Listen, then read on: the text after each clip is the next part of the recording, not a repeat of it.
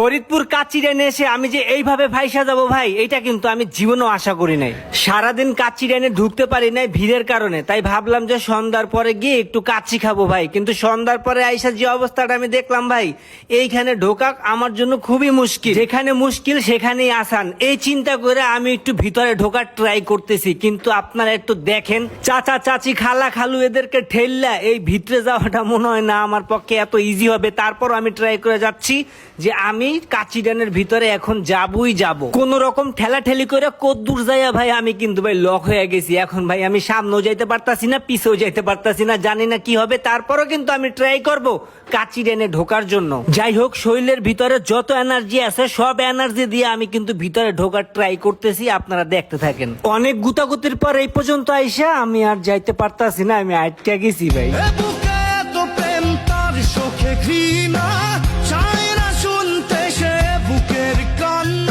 অনেক কষ্টে ভাই আমি ঢুকতে সক্ষম হয়েছি।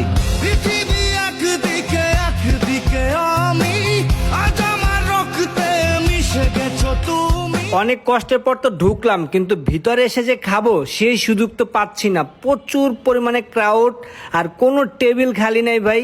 এখন আমার অবস্থা কি হবে আমি নিজেও জানি না। থ্যাংক ইউ সো মাচ কাচিডান ফরিদপুরকে।